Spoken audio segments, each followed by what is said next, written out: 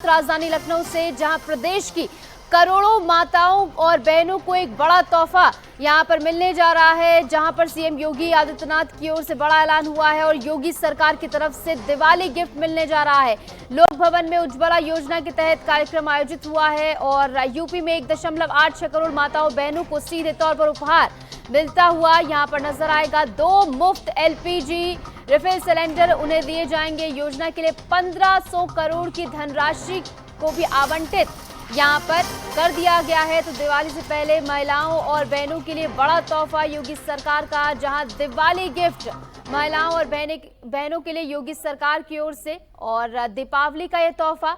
और ऐसे में 1.86 करोड़ माताओं बहनों को मुफ्त एलपीजी सिलेंडर रिफिल की सुविधा अब दी जाएगी। 2 मुफ्त एलपीजी रिफिल यहां पर मिलेंगे। 1500 करोड़ रुपए का बजट भी इसको लेकर अब आवंटित हो गया है और सब्सिडी सीधे बैंक खाते में उनके आएगी और सीधे तौर पर महिलाओं और बहनों को इसका लाभ मिलता हुआ नजर आएगा। तो दीपावली से पहले माताओं और बहनों के लिए ये बड़ा ऐलान योगी सरकार की ओर से, जहां पर उज्ज्वला योजना के तहत 2 मुफ्त एलपीजी रिफिल भी महिलाओं और बहनों को दी जाएगी।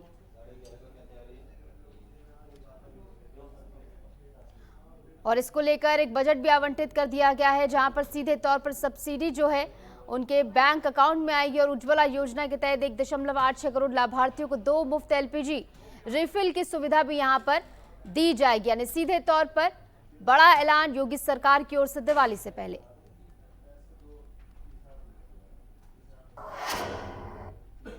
बढ़ेंगे आगे। उत्तर प्रदेश के मुख्यमंत्री योगी आदित्यनाथ ने सोशल मीडिया प्लेटफॉर्म एक्स पर पोस्ट कर गोवा के पूर्व मुख्यमंत्री रवि नायक के निधन पर शोक जताया है। सीएम योगी ने अपने पोस्ट में प्रभु श्री राम से उनकी आत्मा की शांति और परिवार को दुख सहने की ताकत देने की बात कही।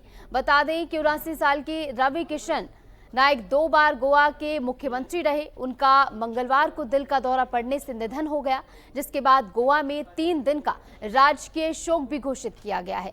ऐसे में सीएम योगी आदित्यनाथ की ओर से पोस्ट कर अपने आधिकारिक हैंडल पर उन्होंने पोस्ट किया है, जो कि आपको टेलीविजन स्क्रीन पर भी दिखा रहे हैं। और इसी के साथ साथ अपनी संवेदनाएं व्यक्त करते हुए सीएम योगी आदित्यनाथ यहां पर नजर आए। बढ़ेंगे आगे। उत्तर प्रदेश के मुख्यमंत्री योगी आदित्यनाथ ने सोशल मीडिया प्लेटफॉर्म पर पोस्ट कर सिखों के 7वें गुरु श्री गुरु हर राय साहिब जी को ज्योति ज्योत दिवस पर श्रद्धांजलि दी है। उन्होंने पोस्ट में गुरु जी के कुशल योद्धा और मानवता के सेवक होने की बात कही और इसी के साथ साथ सीएम योगी ने उनकी शिक्षा को वैश्विक बताया है।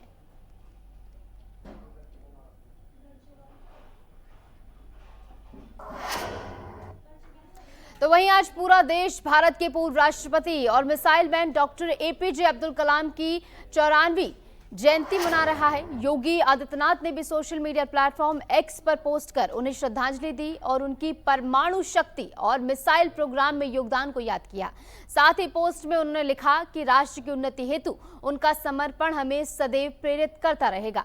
और डॉक्टर एपीजे अब्दुल कलाम की जयंती के मौके पर सीएम योगी आदित्यनाथ ने भी उन्हें नमन किया है और विनम्र श्रद्धांजलि सीएम की ओर से यहां पर दी गई है। बाकायदा अपने आधिकारिक सोशल मीडिया हैंडल पर उन्होंने पोस्ट कर श्रद्धांजलि यहां पर डॉक्टर एपीजे अब्दुल कलाम को दी है। और इसी के साथ साथ यहां पर देश को परमाणु संपन्न बनाने में भी जो उनका योगदान रहा है, इसको भी सीएम ने याद किया।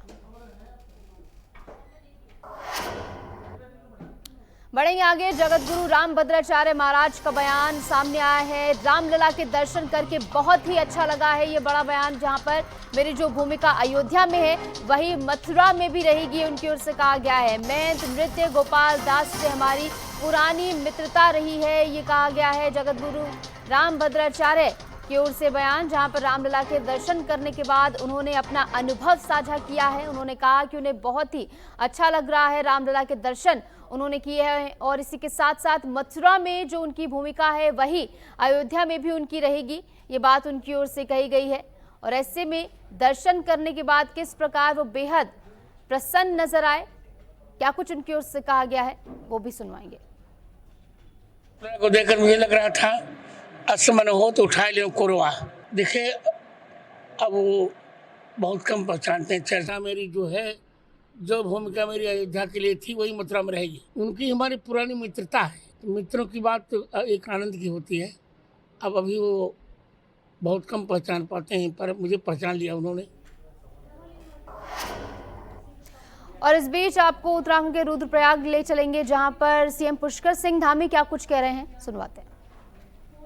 क्योंकि प्रोफेसर कलाम का जीवन, विज्ञान, संस्कार और संकल्प को समर्पित अद्भुत संगम था और उन्होंने दिखाया कि किसी भी व्यक्ति का जन्म भले ही सामान्य परिस्थितियों में हो, लेकिन अगर उसके जीवन का कोई मिशन है, कोई संकल्प है, दृढ़ इच्छा शक्ति है, तो वो आसमान को छू सकता है, साधारण से असाधारण की यात्रा कर सकता है। ये हम प्रोफेसर कलाम के जीवन को अगर नजदीक से देखें तो इसमें वो सब कुछ दिखाई देगा। रामेश्वरम के एक छोटे से स्थान पर एक मछुआरे के घर में पैदा होने वाला एक बालक, जो जीवन के अनेक कठिनाइयों को और चुनौतियों का सामना करते हुए वो राष्ट्रपति भवन तक का सफर तय करता है, देश के सबसे बड़े वैज्ञानिक बनते हैं। भारत का परमाणु का पोखरण का परीक्षण होता है, उसमें सबसे बड़ा योगदान देने वाले वैज्ञानिक कोई तो वो हमारे प्रोफेसर कलाम थे। ऐसे कलाम जिन्होंने जीवन की सभी परेशानियों का सामना करना पड़ा। उनको स्कूल में बैठने के लिए एक बोरी का कट्टा भी नहीं मिलता था। टाट पर बैठकर, आजकल तो बहुत अच्छे अच्छे हमारे क्लासरूम बन गए हैं, लेकिन उस समय में बहुत सारी परेशानियां थी। लेकिन उन परेशानियों के बावजूद भी उन्होंने जीवन में रुकना स्वीकार नहीं किया, यात्रा में थकना स्वीकार नहीं किया, अनवरत रूप से चलते रहे, बढ़ते रहे और जीवन की सर्वोच्च ऊंचाइयों को उन्होंने छूने का काम किया। और उनके भारत के सर्वोच्च पद तक की जीवन यात्रा इस बात का प्रतीक है कि जब सपने सच्चे होते हैं तो कठिनाइयां रास्ते नहीं रोक सकते। मंजिल उनको प्राप्त होती है, रास्ता उनको मिल जाता है, उनका लक्ष्य सिद्ध हो जाता है। कलाम साहब हमेशा कहा करते थे, सपने वो नहीं होते जो सोने पर देखे जाते हैं, बल्कि सपने वो होते हैं जो हमें सोने नहीं देते हैं, हमेशा जागने के लिए प्रेरित करते हैं, वही सपने होते हैं। और आज का ये बाल विज्ञान महोत्सव उसी स्वप्न को आगे बढ़ाने का प्रयास है। इसलिए ये केवल एक कार्यक्रम नहीं है। आप लोगों को अच्छा जरूर लगा होगा, यहाँ पर अपने अपने दूर से आए हैं, उत्तरकाशी से आए हैं, बागेश्वर से आए हैं, पिथौरागढ़ से, चंपावत से, चमोली से, इन सभी जनपदों से आप सब लोग रुद्रप्रयाग पहुंचे हैं। इससे पहले भी हमारे 3 महोत्सव ऐसे हो चुके हैं, वह भी अलग अलग स्थानों पर आयोजित हुए थे।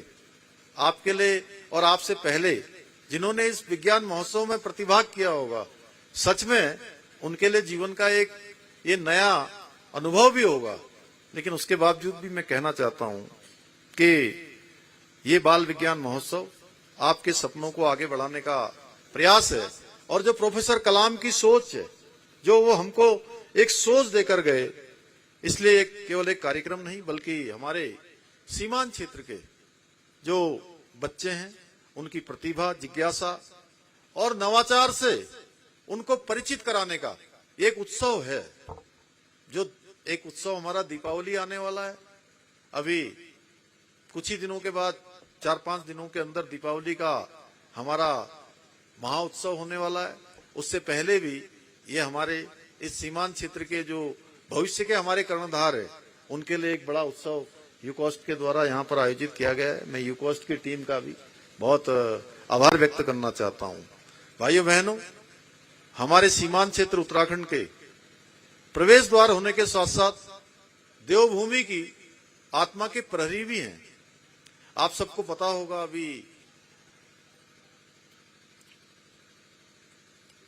22 अक्टूबर 2022 को आदरणीय प्रधानमंत्री जी पहले बाबा केदार के दर्शन करे थे उन्होंने, फिर भगवान बद्री विशाल के दर्शन करे और उसके बाद सीमांत गांव जिसको भारत का अंतिम गांव कहा जाता था, उस गांव में वहां के लोगों के बीच में संवाद का कार्यक्रम उन्होंने स्थापित किया था और उसी दिन आदरणीय प्रधानमंत्री जी के द्वारा ये उद्घोष किया गया कि अब माणा गांव जैसे जो हमारे सीमांत के गांव हैं, वो गांव अब भारत के, जिनको अंतिम गांव कहा जाता था, वो भारत के अब अंतिम गांव नहीं होंगे, वो भारत के पहले गांव होंगे।